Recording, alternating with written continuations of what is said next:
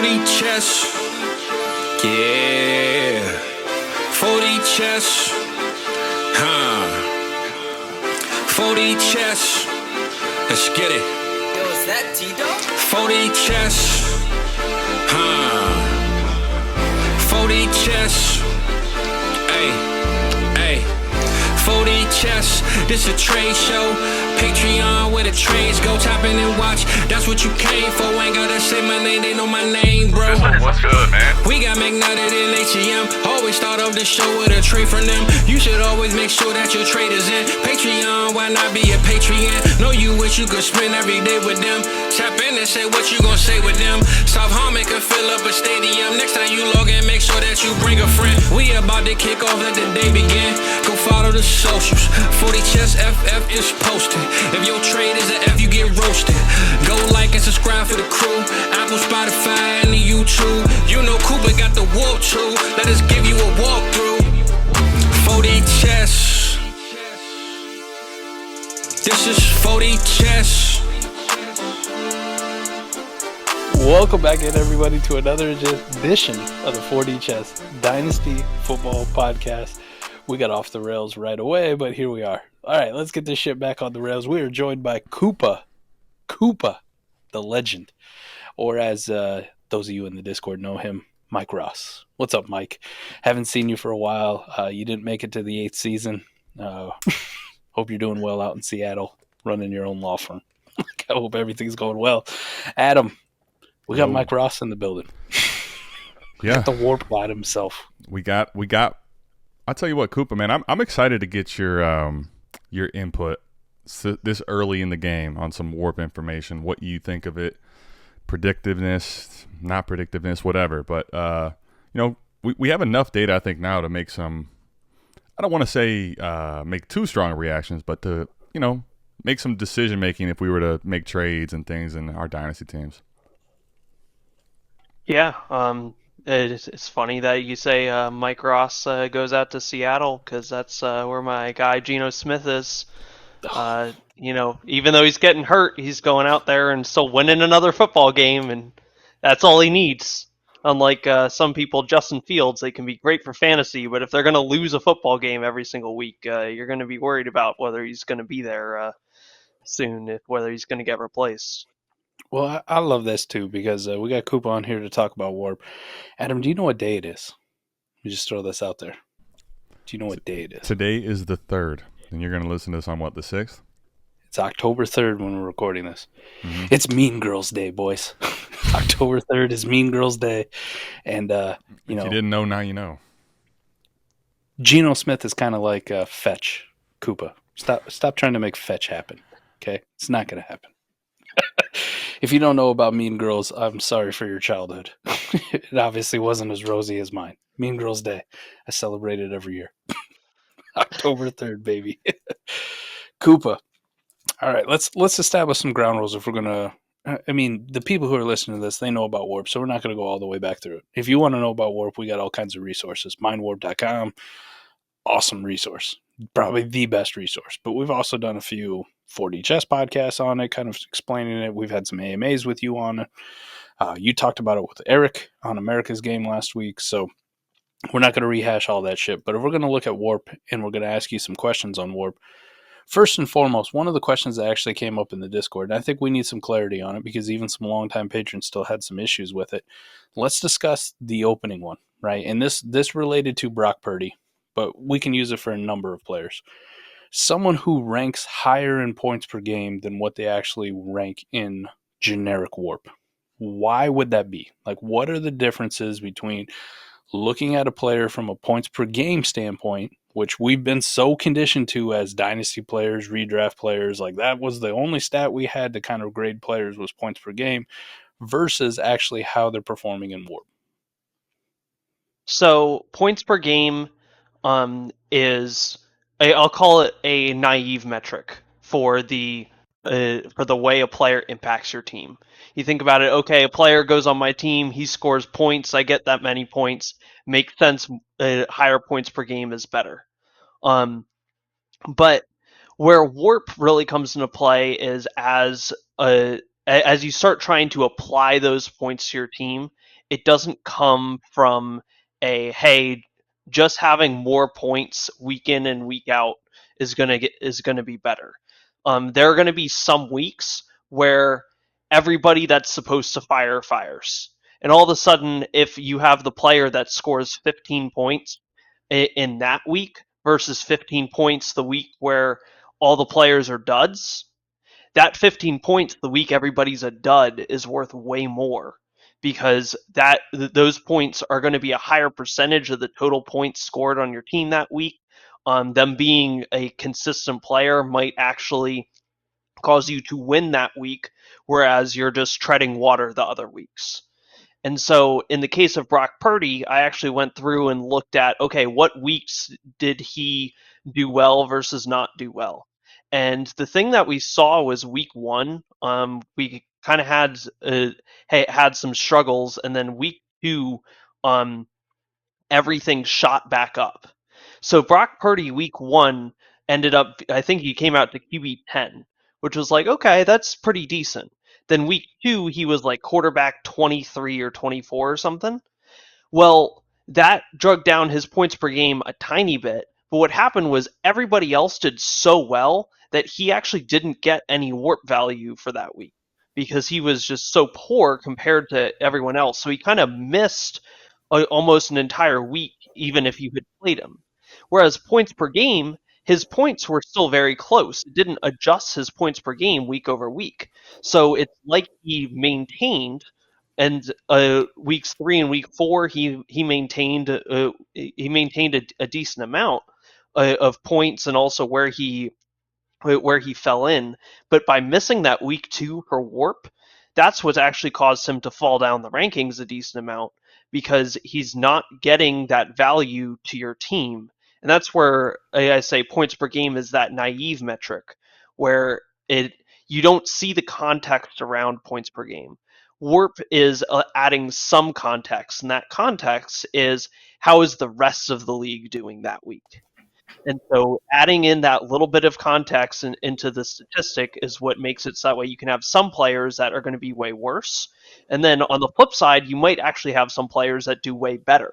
If they're scoring points in the right weeks, where maybe those are the weeks that you really need points, they're going to get a higher warp than maybe their points per game would seem to indicate. I think that was probably the big one, and I put a little bit in the Discord while I was actually supposed to be doing work today, but just didn't really care. That is you doing work today, you know? That is me I was actually doing work. But like some of the things is like week one, just to illustrate it, right? And this is just going off of Fantasy Pros generic points. You talked about Brock Purdy week one and points per game, points for the week, 10th, right? He scored 16.8 fantasy points. 11 was 16.2, 12, 16.1, Baker 16 at 13, Derek Carr 15.6, Fields 15.5, Russell Wilson 15.2. Not a lot of fall off from 16.8 to 15.2. And that doesn't factor in all the people who are above him, right? So it's an average week, right? It wasn't bad, but it wasn't anything that was going to help you get a significant advantage over your league mates. You look at week 2, like you said, not a very good week for him. Negative warp, almost, right? Pretty damn close as far as A-warp's concerned to being a negative warp player. 14.7 fantasy points, QB 24, right? Really the simplest way I can look at it, because I'm a pretty big idiot. I don't care if you're RB 10, quarterback 10, wide receiver 10. Like, that's a nice number that we looked at in the past. But if everybody around you is scoring almost the exact same, you didn't stand out versus anybody. Like, warp is definitely telling you spikes and differences in a week-to-week game. Listen, points per game is fucking fine if you look at it. If you want to rank players on points per game from a underdog best ball perspective, where total points are added up for the entire year, right? Maybe you can get a little bit of an edge on a points per game basis there because it's more consistent. But fantasy football, the best ball leagues that we actually play in, the dynasty best ball leagues, the 40-some fucking sleeper leagues I have, what are they? They're head-to-head on a weekly matchup. And me outperforming or getting wins, like my player, my quarterback, getting more points than Adam's quarterback means everything. Means everything to my chances to winning that week. So if I've got a guy who may may score 5 fantasy points this week, but next week when I play Adam, his quarterback is Brock Purdy, who's average in 10th place, 11th place, 12th place at his nice 16.8 fantasy points per game. Kind of similar to everybody else, but I got that guy like Josh Allen who goes off for 39 points. You don't think the WoRP value is going to be that much higher? Going like, man, Adam could have had 2 Brock Purdy's and it wouldn't have fucking mattered. He still wouldn't have matched Mike for the week. Like, that's where the WoRP comes in and really lets you know the differences between them. So that's the dummy explanation for me when I look at it.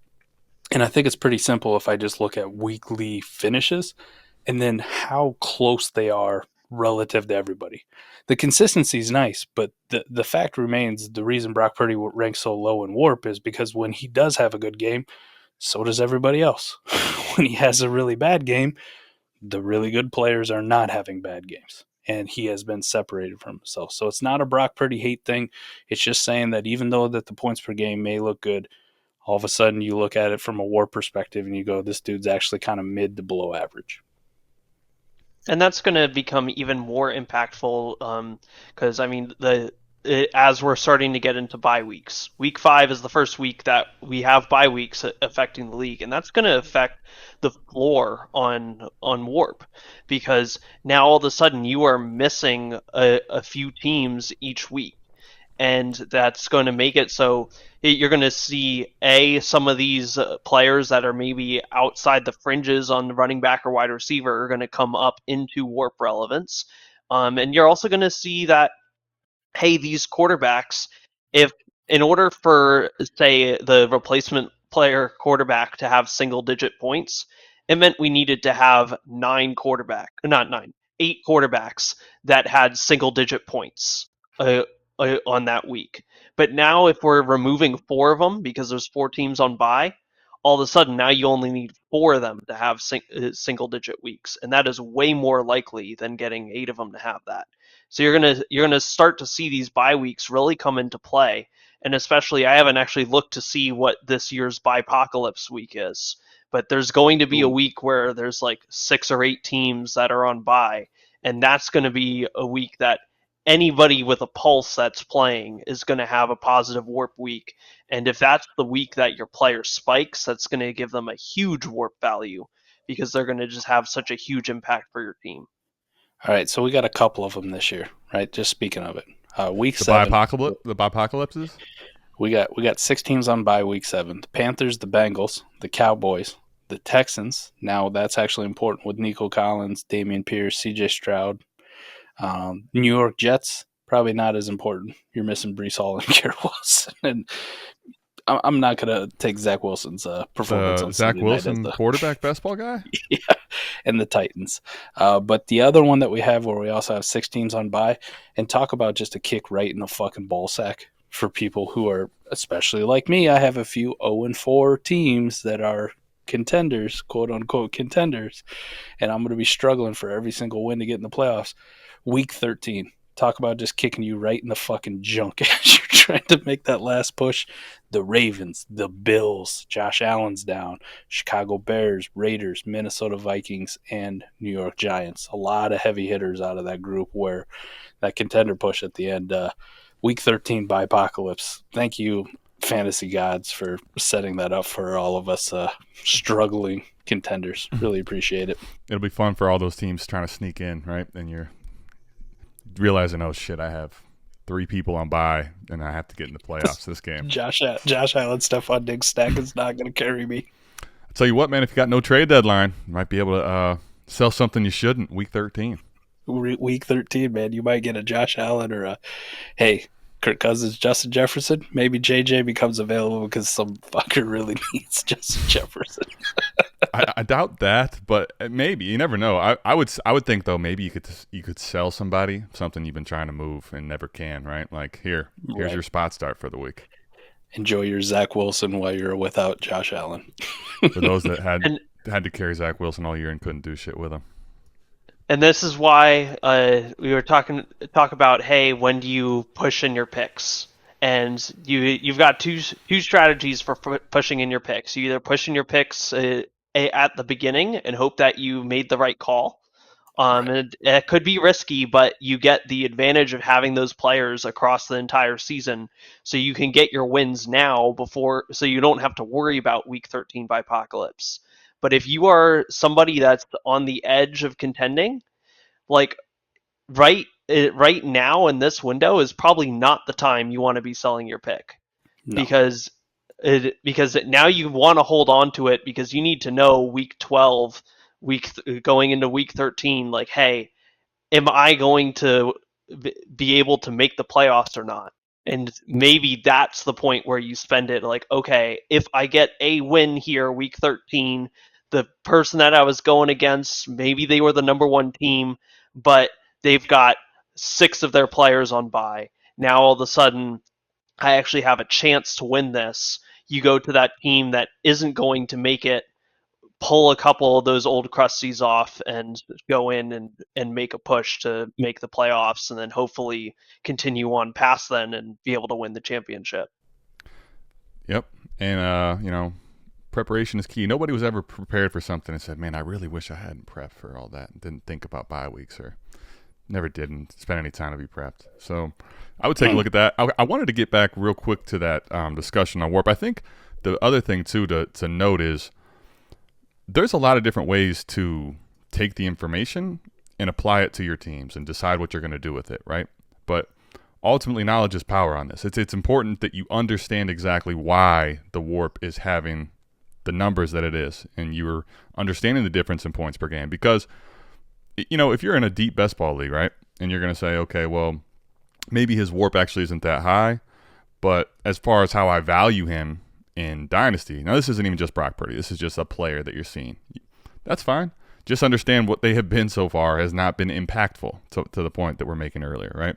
If you still believe because his points per game are solid enough and they give you a good enough floor, do what you want with it, but understand that's the reason that the WoRP numbers are what they are. And for some guys, it may be they got off, maybe there was a terrible running back or wide receiver week, and that's when they went off. That's going to improve their WoRP and vice versa. Yeah, it's always important to make sure that as you're looking through, okay, what are the value of the different players in the WoRP market, that especially in best ball, that a player that's barely above replacement will be replaced automatically. So if you have somebody like Brock, I'm going to go back to Brock Purdy. I feel like we're harping on him, but he's a good example. He's not having a spike week. He's having a week where he's scoring 18 points. And that 18-point week is nice until you realize that the guy that's going to replace him is going to be 15 points or 14 points. And if you can turn Brock Purdy into, say, 2 of those guys that score 14 or 15 points most week, but one of them has the chance to spike, now all of a sudden you have somebody that between that little combo, you're able to get somebody that spikes higher than Brock Purdy, actually gets you more points while still keeping a relatively similar floor. And so it all comes down to roster construction, how you're using WoRP for your league, and utilizing the nuances of your league. In a lineup league, I might be a little bit more inclined to have somebody like Brock Purdy because I'm able to reliably say, hey, he's not going to have the absolute dud week. Like, there is some value to, in your lineup leagues, having a nice floor to build off of, because that allows you to be able to take advantage when somebody else's team is having a bad week. But in best ball, you really want to have a lot of darts that are all capable of having that spike week. Because if you have a bunch of players that miss that spike week, you're still going to get some that are hitting that floor week for you, and you can build yourself a nice floor as long as you've roster constructed properly. Mike? Love it. Yep. Dude, I really appreciate it. Like, I really appreciate you coming on and also developing this tool in general, where it makes it so easy to look at. And I just got done doing a podcast or a show with the executives, Cody Carpenter, Matty Q. And one of the things I pointed out, and listen, when I go and look at WoRP, like, it just emphasizes this shit so much more to me when we're talking about it. I don't want to sound like I'm dunking on Brock Purdy too, but The other thing that I like to keep in mind when I'm looking at it is I think we can all agree, Koopa, you've looked at these WoRP sheets throughout your leagues. I know I have. I know, Adam, you have. And I hope the patrons are looking at them for your specific leagues. But, Adam, a theme across the board right now. And Koopa, a theme across the board. If not, I got to do it, man. southharmonff.com/WoRP. Go get on it. Let's go. A theme across the board is the underperformance of quarterbacks. And T-Rock hit it on a question here. The quarterbacks have been playing dog shit as far as WoRP's concerned through the first 4 weeks. They literally have. We finally had a quote-unquote spike week or a good big-time performance this last week with Josh Allen going for, just in general in normal scoring 37, 36 fantasy points, right? And we're all going, fuck yeah, we needed it. We needed it. But in general, the rest of the quarterbacks, not very good.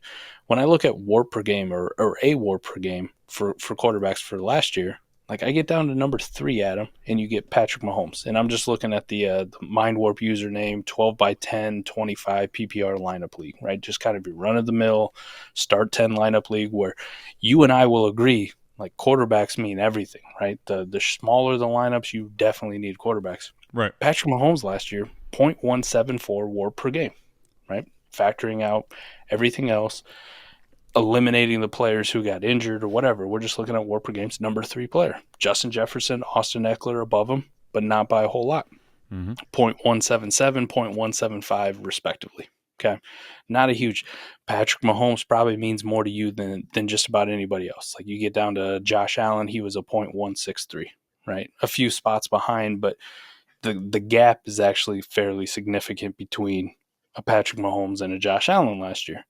And this was a year last year, Adam, where you and I all offseason when we were talking about WoRP, I said to you, I said, well, go look at the 21 graph. Go look at the 20 graph. Go look at 2019. Last year was kind of an aberration for quarterbacks because you had players playing bad. You had guys who were hurt. You had the top 4 and then this massive fall off. But if you go look at all the other graphs, top 8, top 12 quarterbacks, these are the guys you want, man. This is how we're going to build our teams. Lineup leagues, best ball, whatever. You want those elite quarterbacks because they're such a difference maker. Through 4 fucking weeks, that is not the case. You look at a WoRP per game, I got to go to page 3, looking at 10 entries, meaning the player number 23 is the number 1 quarterback in a WoRP, and that is Justin Herbert at 0.119 through 4 fucking weeks, Adam. This is almost downright petrifying at this point because all these contender teams where I'm talking, I'm shitting my pants because I'm 1-3. I'm 0-4. This team should have been kicking people's asses left and right. It's a start 9 lineup league. I had 2 elite studs. How are you going to touch this shit?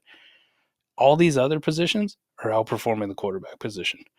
So then if I look at it and I extrapolate it into a quarterback like Brock Purdy, who seems to be the hot topic because people want to tell me that I just have take lock or I just hate the guy, which I'm not going to lie to you. I do have a little bit of both. I do have a little bit of both. There's also some truth. However, in a market of quarterbacks who are underperforming and already playing as relatively mid compared to everybody else, why would you invest or want to tout a guy who is mid amongst the mid? Right? That is a double negative that does not fit the narrative. Let's talk about this for a second. I'm curious, Koopa, if you've looked at this and your take on this, because the size of the data is very important. So, for example, I'm looking at one of my leagues. We can pull up one in particular if you guys want to use one league to talk with our discussions on something. But I'm just looking at it. This is a standard start 9 lineup league. Pretty vanilla, 4-point passing touchdown, it's a half point per reception, and then everything else is pretty standard. In this league, right, 4 weeks in 2022, you look and those lines are basically, even at the top, they're all merged.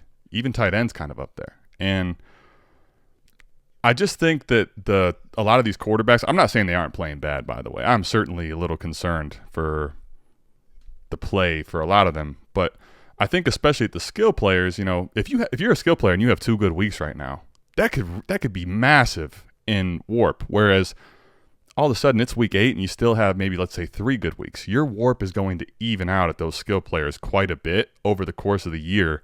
So don't get your panties all up in a bunch, everybody, on the QBs just yet. All right. Now, don't get me wrong. I'm not telling you not to be a little concerned. There's been some elite ones that haven't looked as elite as we were hoping.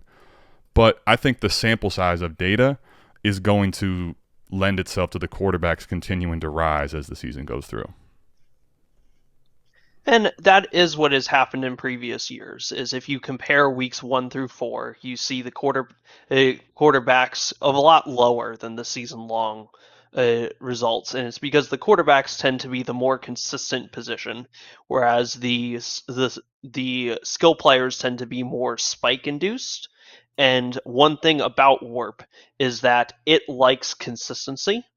So over a long stretch of time, and over a full season, if you have a player that is able to score a lot of weeks where they are an above average player, that is going to get you a lot more WoRP value than somebody who is the number one player one week and then like totally missing the next. So, but going back to what Mike was saying, comparing quarterbacks from so far this season to previous seasons, in the top 30 by WoRP per game this year, we have one quarterback in the top 30. If you compare that to 2022, we had 5. If you compare it to 2021, we had 4. And our one from this year is at number 23. Number 22, the first two were number 1 and number 3. So there is a huge difference between how the quarterbacks are performing this year.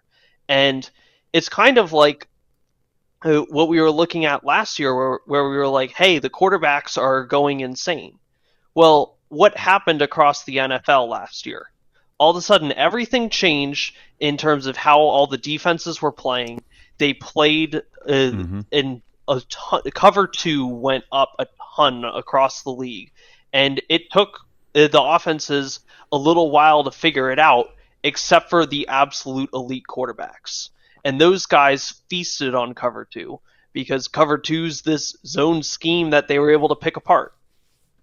Well, this year, I haven't looked as much into how defenses are going across the NFL, but there is something different between how the NFL is playing in terms of that general offense versus defense matchup. Whether the offense has figured out the defense or the defense is doing a different look. And one thing I feel like I've noticed, I haven't actually gone into the data to figure this out, is that it looks like rushing the football is having a little more success this year.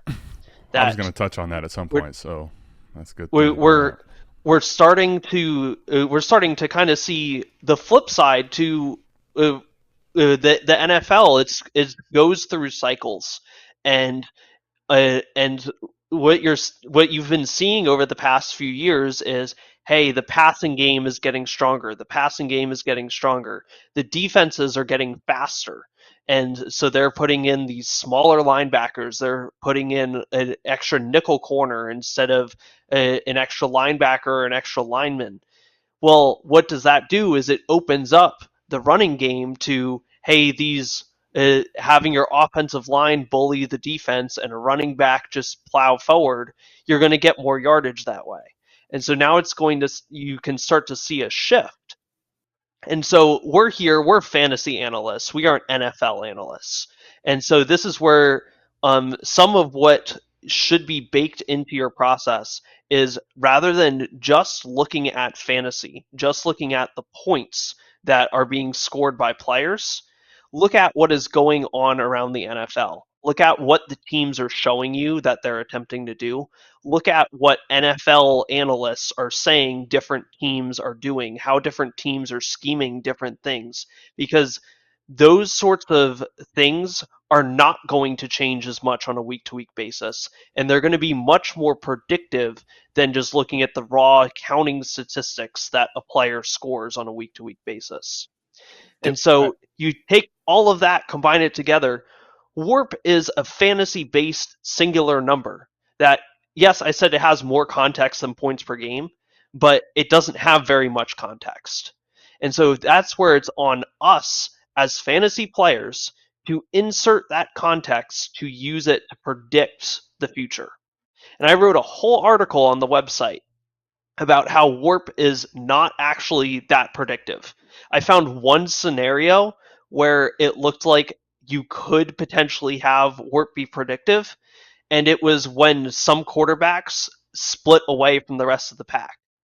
Well, what did we just say at the beginning of this? All the quarterbacks are the same. That's not happening. So guess what? WoRP is not predictive on an individual player basis. So what you need to be doing is going elsewhere to figure out, how do I predict how well players are doing? Whether that is following some NFL analysts, whether that is following some fantasy analysts that look at some more NFL based statistics. Eric does a great job. I just wanted to shout out to the Waiver Wire show he does every week, because he goes into some of those statistics every single time, even for the depth of rosters, and so those sorts of analysts and that sort of analysis is what you need to use for your fantasy team. You want to use WoRP to help you understand what has happened, but you don't want to use WoRP to by itself to predict what is going to happen in the future. Koopa, I love some of the points that you hit on here, and I'm going to throw out some stats. So one of the great things about your WoRP tool, right, and I think it kind of sets itself apart from a lot of imposters, is the fact that I can filter data not only specific to my league, but just in general, like in generality. So you're talking last year. I can go back and look at 2022 weeks 1 through 4, right, and see where the quarterback landscape and see exactly where we were. So in that league I was talking about earlier, the MindWoRP 12 by 10 by 25 PPR lineup league, last year the number one player weeks 1 through 4 was Lamar Jackson. And you talked about cover 2 and the elite quarterbacks being able to do it. Here's a trend I want you to know, right? Out of top 20 players in WoRP weeks 1 through 4 last year, 3 of them were quarterbacks. And here's something. I'm going to list the quarterback names off, and you guys just tell me the easy layup. What do they all have in common? Lamar Jackson, Josh Allen, Jalen Hurts. They're statues. It's not Freaky Friday, right? It's not opposite day, Adam. But yes, they're all rushing quarterbacks, and some of the most Day. Yeah, prolific rushing quarterbacks. Now here's another one. Koopa, you're talking about this year, and you hit on the rushing standpoint, right?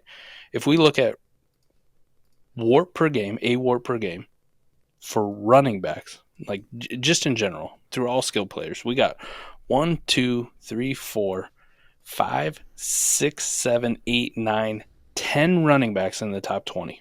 10. Half of the top 20 in a WoRP per game is the running back position. Now, last year, Koopa, this is so weird that you brought this up too, because Adam and I think maybe at one point said it, or at least I know I thought it, maybe said it on Twitter. Cover 2 was all the rage, right? These quarterbacks were struggling. Patrick Mahomes even was struggling with cover 2 and having to make himself do this check down and just take what the defense gives us. We see the Russian quarterbacks last year had no fucking problem. They're like, fuck you. You want to play cover 2? I'm going to run the football. I wish you'd play cover 2. Yeah, but just play cover 2 against me. I'm still going to get my points on the ground. Last year, I remember screaming at my TV that if defenses are going to play this too high shell, cover 2 bullshit, run the fucking football, and they weren't doing it in the early part of the season. Last year, running backs in the top 20. 1, 2, 3, 4. 4 fucking running backs in the top 20. We have 3 quarterbacks and 4 running backs in the top 20 of a WoRP per game last year. The rest is wide receivers, right? We're playing in PPR leagues. It's easy to get 5 catches, 50 yards, fall down, and all of a sudden you had a decent fantasy week. That's all that needed to do. Quarterbacks weren't producing, running backs weren't producing, teams weren't running the football against cover 2. I agree. This, when I look at it, when you bring up these points, gives me a little bit of pause on like being super concerned about the quarterback landscape. I'm just saying in general, when I look at it and I go, man, I can't even get a quarterback in the top 20 like this year. I can't even get one. Like we can't even get an adjustment. Like at least if you had one of those 3 guys last year, you're going, I'm doing all right. Lamar's carrying me, or, because he was the number 1 a WoRP per game player weeks 1 through 4 last year. I got Jalen Hurts. He's really producing. Or I got Josh Allen. We know how good he was. it just a little bit concerning where I'm going. Justin Herbert, a guy that people were a little bit wishy-washy, still in the top 8, is the only one, and he can't even crack the top 20 at this point. And we have this resurgence of running backs, even though we just came off a year where everybody wrote running backs off. They're fucking dead. We don't give a shit. Like, who cares? You don't need running backs. And then we're sitting here going, man, it would have felt really good to have Christian McCaffrey. It would have felt really good to have Christian McCaffrey just carrying this team, or that first week of Austin Eckler, who still, he's only played one game, and it was week 1. Number 1 AWORP per game player, and we're waiting for him to get back. The Justin Jeffersons, the Keenan Allens, Tyreek Hills, Puka Nacua, Saquon Barkley, Raheem Mostert. Like, this would feel really good if I had this kind of squad, but it was so heavily built on investment and running back at the top, which is not how we built our dynasty teams, redraft teams, whatever we did in the offseason. We built them around the quarterback position, and by far and away, it's the one that's disappointing us the most outside of tight end, which we knew was going to happen, right? AWORP tight end life. That part actually is predictive about WoRP, believe it or not.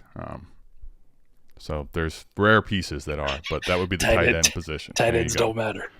Yeah, we predicted this a while ago. Koopa, I mean, he predicted, to the extreme version, which even that was predictive. The other thing too, though, I wanted to mention about to this specific point, right? A lot of good points that Koopa's bringing up here. And I think, though, what I'm noticing, at least, based on, like, I'm just looking at the 12 by 10 by 25, right? Just for the sake of using a universal chart.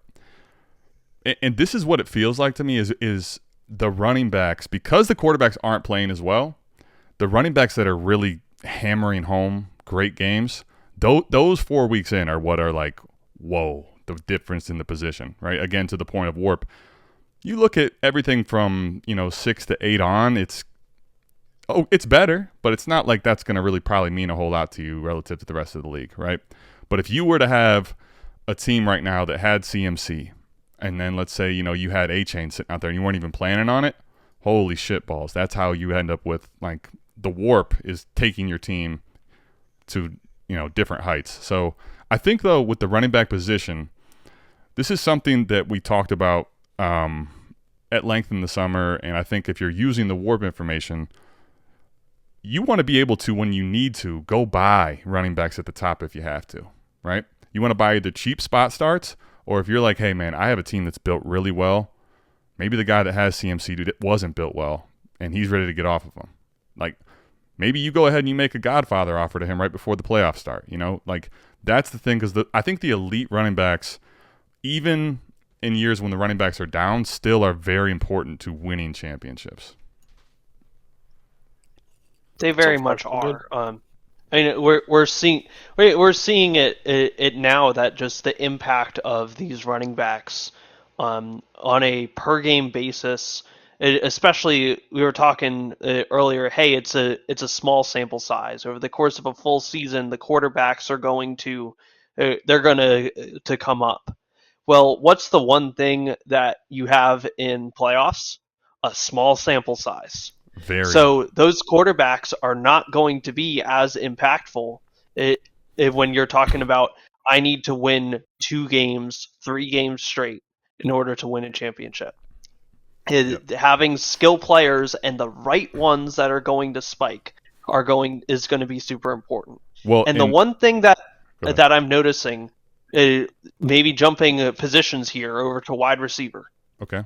If you look at the top wide receivers so far this year, outside of the surprise Puka Nacua and the surprise Nico Collins, everybody else those are big surprises. But everyone else that we expected, hey, they're going to do really well this year, they're up there. They're having WoRP difference making seasons, usually above even the top quarterbacks in a WoRP per game so far. And so you're talking what positions are the ones that maybe you're looking at investing in. If you're trying to hit something right now of like, hey, I need to get something that is going to be able to help me in that short sample size when you're getting to playoffs time, it's looking like investing in that top tier wide receiver. I'm not talking the second tier guys. I'm talking your CeeDee Lambs. I'm talking your Justin Jeffersons, your Jamar Chases, your Devontae Adams, Tyreek Hill. Those guys that you know are going to be a wide receiver one, even with backup quarterbacks throwing them the football. Like that's where you want to be looking at investing if you're trying to invest in something at this point in the year. I feel like And I when feel you like get I need towards a. I feel like I when need you a. get towards the playoffs, you gotta. That's when you can make the switch towards the running back because that running back is more of a short-term asset. I feel like we need a sounder for this show because I'm about to do something that I don't really like to do ever. Uh-oh. But this is going to be a massive shout out to one T-Rock, right? And he's going to get a big head and he's going to think he knows some things. But if you guys remember, SouthHarmonFF.com, probably about 5-6 weeks ago, T-Rock put out an article called Positional Volatility, talking about wide receiver Koopa. And he looked at repeats and top 12s and 6 just historically how it did. And I'm going to read verbatim what he wrote in this, right? The following is what I took away from the wide receiver position. Of all skill positions, wide receiver is the most consistent with a 63.3% average of top 36 repeat players over the last 6 seasons. Okay. Second one, perhaps the biggest takeaway from the repeat wide receivers is how consistently we see the elite vets in the top 36. The seasoned wide receiver may very well be the most dismissed position of all in fantasy. Literally talking about Keenan Allen, Mike Evans, like all those gross ass guys where us in dynasty leagues go, you're lucky to get a first for this dude. Like this dude's fucking dust. Like he could fall off at any given moment. And yet here we are. We're 4 weeks into the season. Koopa, you're talking about how consistent these wide receivers have been at the top. We have a few surprises, right? Nico Collins, Puka Nacua. But outside of that, it's the same old fucking cast of characters that we've been talking about for years. And Mr. T-Rock here, 5-6 weeks ago, however long it was, before the season started, wrote about it, and voila. Voila. Like fucking clockwork, smashed it out of the park. So WoRP, points per game, however the fuck you want to look at it, wide receivers early are definitely the investments that you want to make. I'm with you, though. Once we get to the later part of the season and we have more, hey, Jamal Williams is actually a good fucking running back. Those are the kind of guys you can chase at a later part, but just go with what you know. The early wide receivers, the rookies that we all want to smash, the Garrett Wilsons last year, the Chris Olaves, the Justin Jefferson in his rookie year, the Garrett Wilson from this year. Like, this shit usually does not happen early. This is me talking stoically about one Ohio State, Jaxon Smith-Njigba. People are going to shit their fucking pants over the next few weeks because he's not doing anything. It happens. We know this. It's a long-term investment. WoRP's not a difference maker. He probably won't be a difference maker at all this year. You're making an investment for the future. The old crusty wide receivers, at least in the early part of the season, are what you want to go with. Yeah, I mean, that's definitely the case. I think I was going to try to get Koopa's and Mike's, obviously yours too here. I don't know that we've done a lot of this, but we also haven't had a WoRP tool before, so maybe it's time to make a new tradition.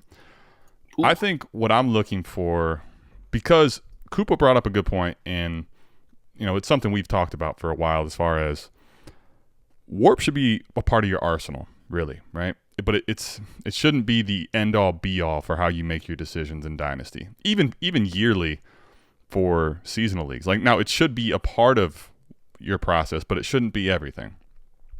So what I kind of wanted to do is, through 4 weeks, looking forward, right? Because all this information now, when we're in the off season, all we have is past information to look off of for months.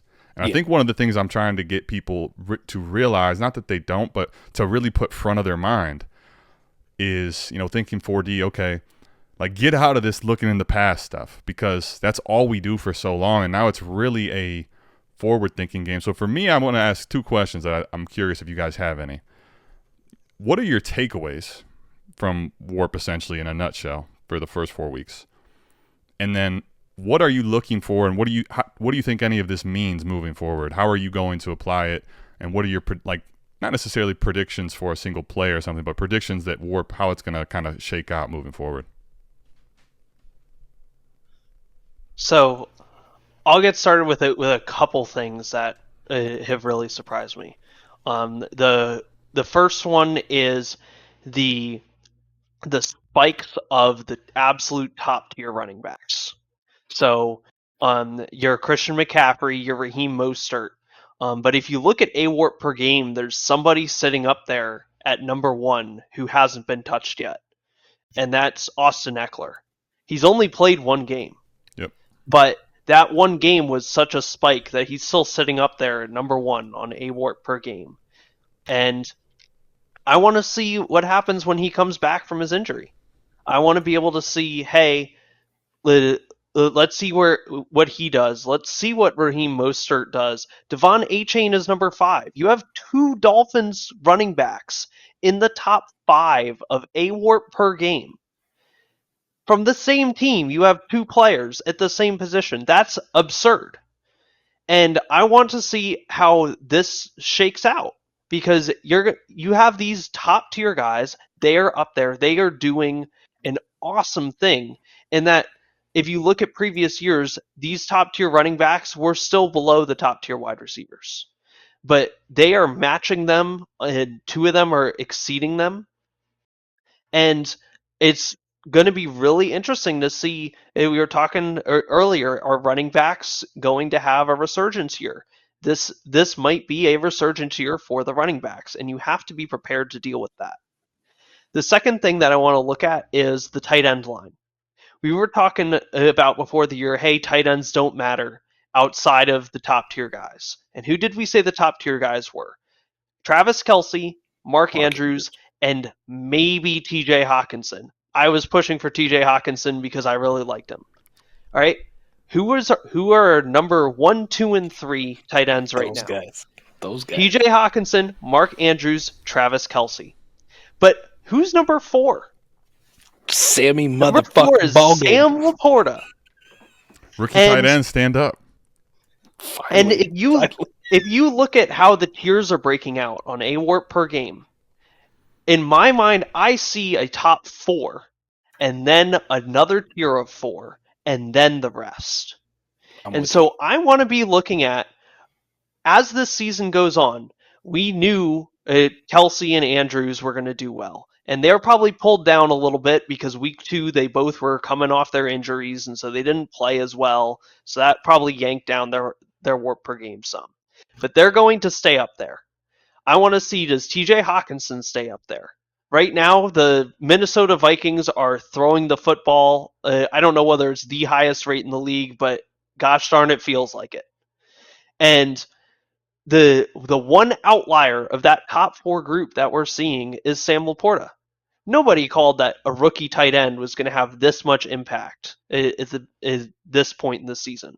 And if we might be potentially staring at the absolute phenom of a tight end that comes in and just dominates the position potentially for years to come. With the way that he's being used, if this stays consistent over the course of the season, over the course of future seasons. And so that's something that we really need to watch, is how does Sam LaPorta match up as he's continually going against Mark Andrews, going against Travis Kelce, going against TJ Hawkinson, and seeing how what sort of impact he has. Because you might be we've been looking at, hey, Travis Kelce's getting up there in age. Hey, Mark Andrews, we're like putting him at the same dynasty value as Travis Kelce, because we're like, yeah, Kelce's a little better, but Andrews has the youth on him. We might be staring at the future tight end number 1 in dynasty in Sam LaPorta if he's able to keep up with those 2 guys, because he has like 6 years on them of it age-wise. And so that's the thing I'm looking at in the tight end position is, yeah, tight ends don't matter, but if Sam LaPorta very well might.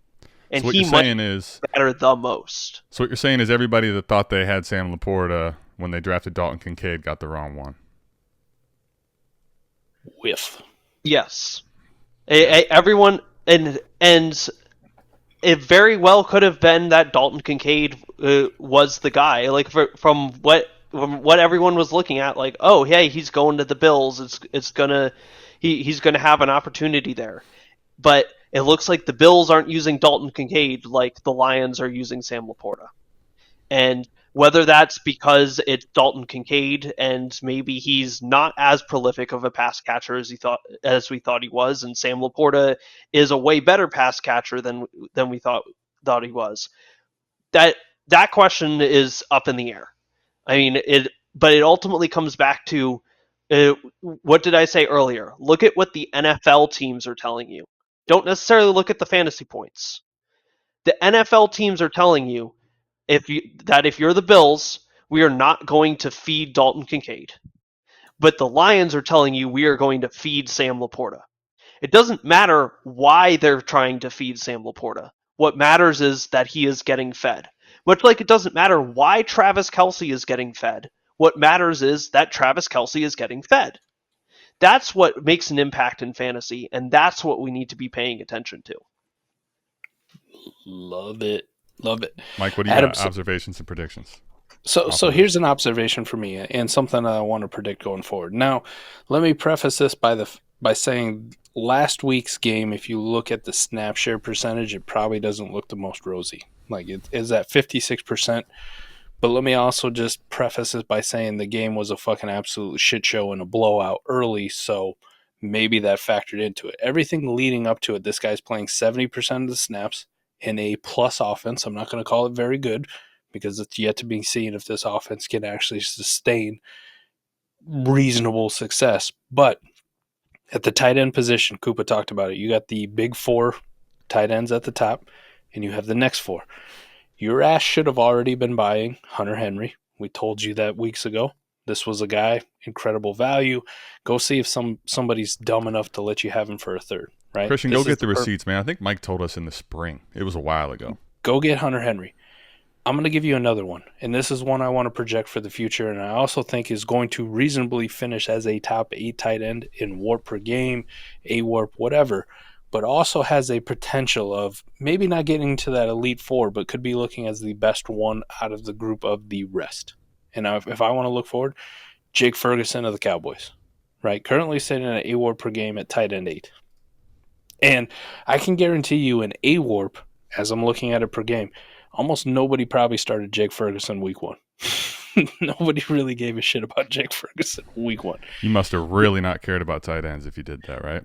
This is a guy getting 6 to 7 targets a game on a plus offense from Dak Prescott, an offense historically that made Dalton Schultz look really good, and now all of a sudden Dalton Schultz is just kind of an afterthought, even with C.J. Stroud blowing up. I know Schultz had a fucking touchdown, but it was more like if Drew Sample had a touchdown, you're like, fuck, that could have gone to somebody else. But Jake Ferguson, an offense that uses tight ends, I know his snap share this last week is the exact same as Schoonmaker, but like I said, it was a blowout, so I'm not reading too much into it. Like, I need another week of them being in a competitive game and actually seeing Schoonmaker match him in tight end snap share. But up until this point, Jake Ferguson, 7 targets, 4 targets, 7 targets, 7 targets.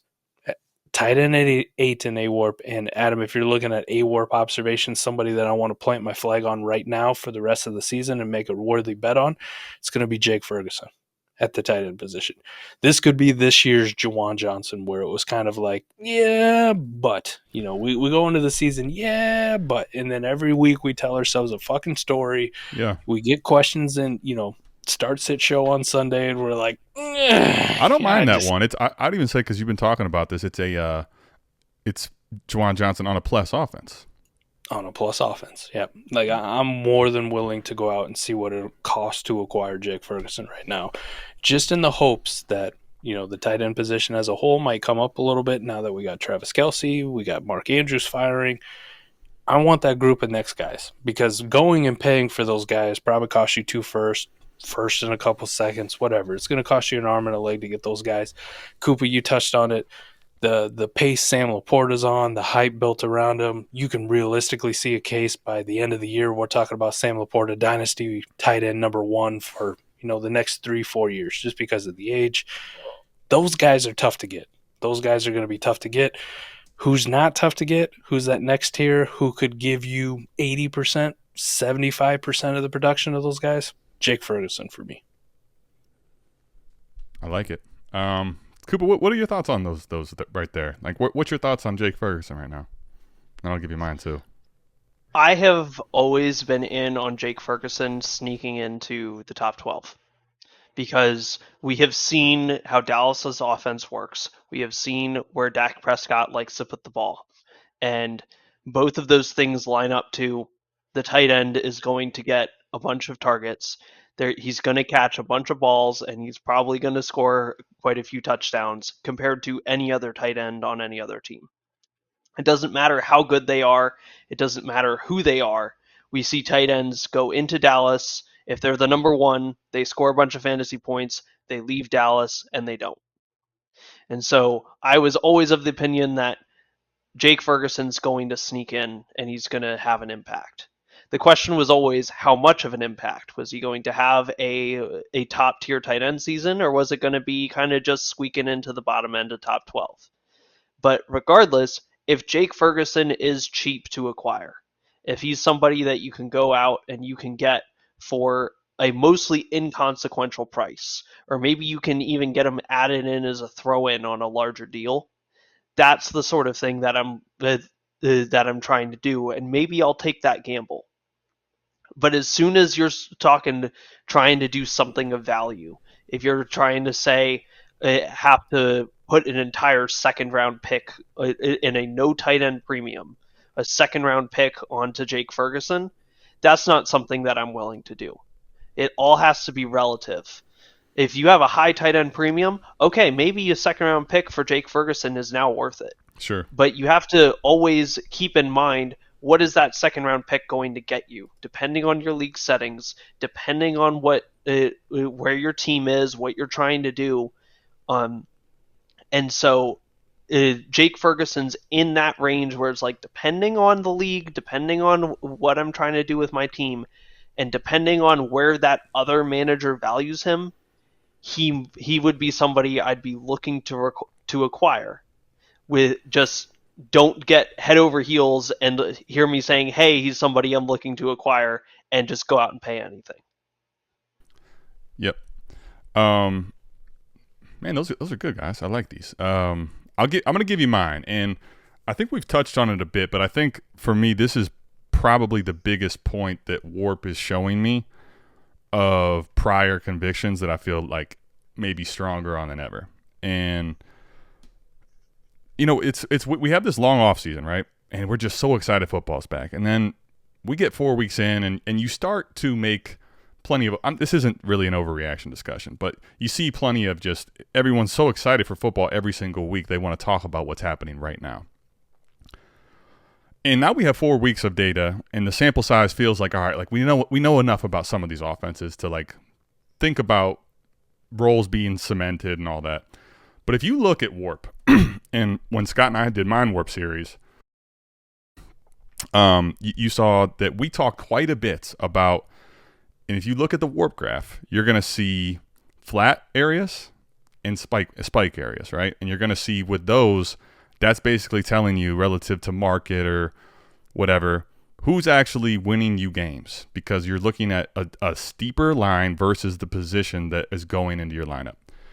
One thing I notice, at least, now this could probably shift and vary depending on, if you're in some of these crazy scoring leagues. Maybe you see one-offs, but by and large, if you look at positions, now remove the tight end discussion, because for me, I either have one of the elite ones or I don't, right? In lineup leagues especially. Talking about the other three, quarterback, running back, wide receiver. The one thing that is speaking so much to me with my priors has always been, like, before bye weeks, people can do some really stupid things and they forget how much injuries happen. Even though we had some big time injuries early in the year, there hasn't been like a shit ton of attrition yet, right? And you haven't had any bye weeks. So what is that going to do? If there's more players in the field, especially the skill players with chances to, have bigger weeks, it's going to flatten out the curve on all of it, right? Like there's going to be flatter. There's the whole tier is flat. Like the whole position is flat a lot of times in certain leagues, wide receiver. And then running back outside of the very top ones like we talked about, which that is an aberration. These guys that are scoring elite running backs are ridiculous.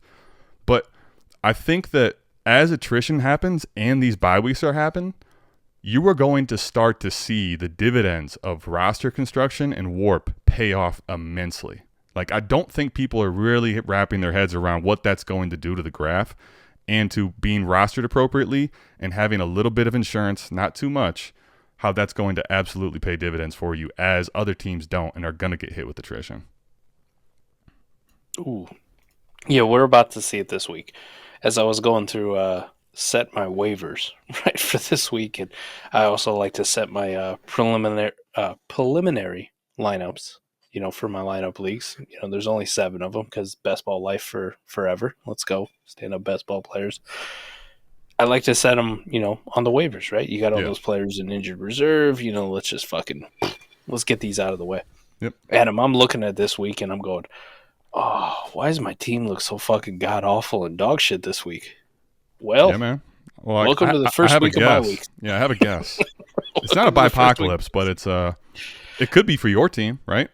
But it stands up. All of a sudden, you're going like, oh, what do you mean I ain't got a wide receiver 3 worth of shit this week? Damn it.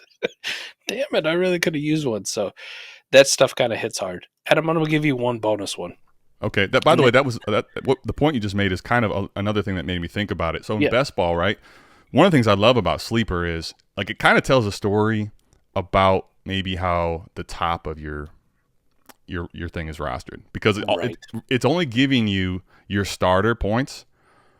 But and if you look, unless there's a ton of disparity in certain leagues, we have that, right? But if it's a league in the last year or two, you're probably looking at guys that are all in the same 10, 15 range every single week.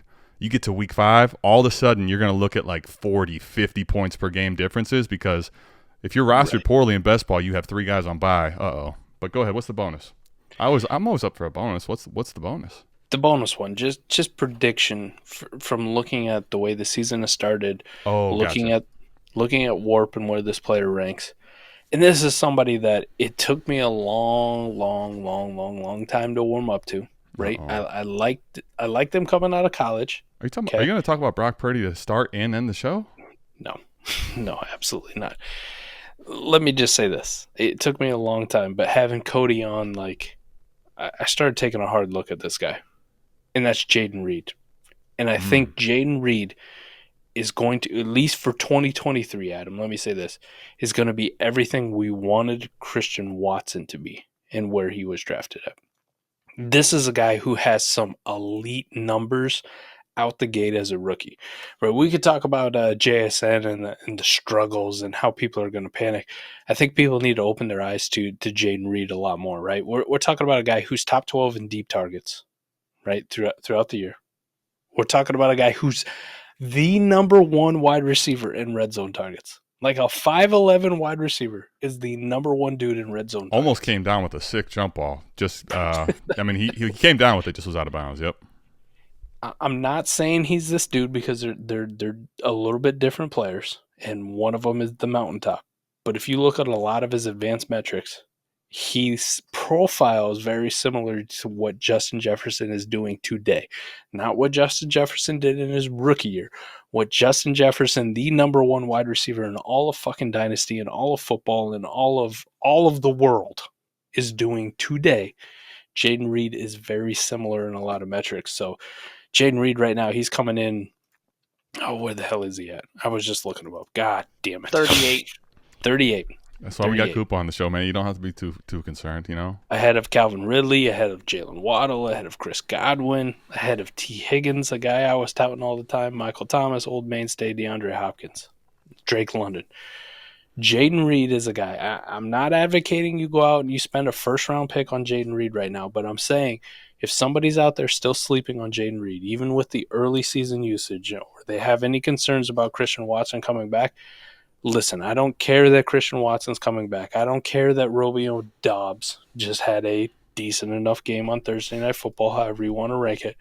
Jaden Reed is that dude in that offense, and that's the one that I want to target. If I'm going to bet on somebody to finish better than wide receiver 38 in WoRP, it's going to be Jaden Reed as a rookie, because I think I might be able to get top 24 production out of him by the end of the year, which would be very appealing because nobody's valuing him at wide receiver 38 prices, let alone top 24. I mean, it's not a bad one. I think I think in the league type specifically, now I'm not saying I wouldn't be interested in the lineup start 9, but there I would maybe say, not that you're not right, not even that he couldn't be good, but I may be hesitant. His price probably has gone up quite a bit too. I think everyone's watched and seen Jaden Reed look really good. Now, to your point, if I'm in like lineup start 11 or more and I'm in a best ball league, shit, man, I bet you his market probably hasn't caught up to what he could be. I think that's a good call. Right. People write him off still in the lineup. They go, he's not an WoRP wide receiver. I don't give a shit. I'm not going to start him every single week. And that's the dude I would plug in at my wide receiver 3 in a heartbeat. Sure. And not even think twice about it. Well, I mean, even if you're in a shallower one, just look at, like, speaking of WoRP and roster construction, you're going to need to have a bunch of receivers. So even if he's your wide receiver 4 or 5 on a team like that, speaking of bye weeks, right, where, you're going to have bye weeks and someone's likely to get hurt on your team at some point. So I like the call. Koopa, any last minute things for you to think about or get to us? I'm going to give you guys one more here. Now, this is not to defend the player of Brock Purdy, okay? But to the point, I wanted to touch on what we were talking about earlier. And one of the things about Brock Purdy, I meant to mention in the point I was making, is part of the reason he's also not been as high in points per game, or been higher in points per game, but WoRP hasn't been, is every single week, every single quarterback's been playing, right? That's not hurt. So now I think, this isn't a Brock Purdy thing. I'm just going to that discussion because there's quarterbacks in this range. And I think really if you look at WoRP and you're using WoRP, to me, it's showing you the mid-range and how you should be valuing the position. So to Mike's point, if you can actually move, this is my assessment with Purdy or anyone there, if there's actually dynasty value that's significant enough to move him, why not move him and get some other mid quarterback or some other mediocre quarterback, right? That's kind of the whole idea, is it's showing you this. Now, if you're in a market where you can't sell a guy like that, I mean, shoot, man, there's serious times where during the bye weeks, and if something was to happen, like if I have Brock Purdy as my quarterback 3, a guy in this middle range, like I feel pretty good about that. And especially to the best ball point, don't write those guys off, because if your roster constructed appropriate, okay, yes, to Mike's point, and the truth is you have two ways. There's two different ways you win in best ball, in my opinion. There is a big point, and WoRP tells you this, the spikes. Like if you just have enough spikes happen in a week, it's going to be hard to catch up to somebody. You win there, but a lot of times, Mike, Koopa, what happens is someone that has that much value stored up there, T-Rock, you don't have the backfill, right? Because so every time all these spikes they're happening for you, great, but eventually that, you're running on very low fumes, your gas tank's eventually typically going to run out of gas. And having enough of those, mid quarterbacks that you don't think are all that great, man, there's weeks, first of all, where you could have a great quarterback in WoRP that doesn't hit. All of a sudden, it might be Brock Purdy that saves your team because he just is middle of the pack, where you have a bunch of other guys that are spiking. So I think what I will say about the mid-range is value them appropriately. They're not going to help you win games on their own. They are going to be backfill people, and especially in best ball or even in lineup where you're just looking to plug them in and kind of as a stopgap. And I think the reality is if you think Brock Purdy's too much more than that, you're probably overvaluing him.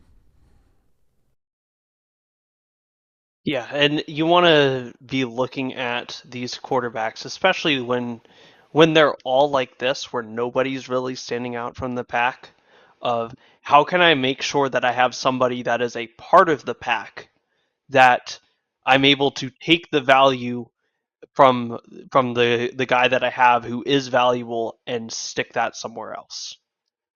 And right now, Brock Purdy is somebody that is getting all the rage because nobody expected him to be there.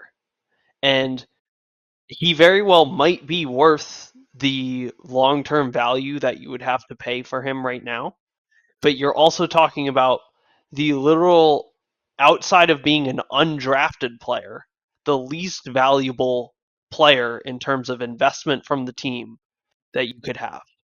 And if he starts to not do well, or if San Francisco just goes, "Hey, we know our system is so quarterback friendly that literally anybody can do it," he might be able to get dropped immediately. It's the drop of a hat. Just be like, "Yeah, no, Brock Purdy, you're done." That might be end of his contract.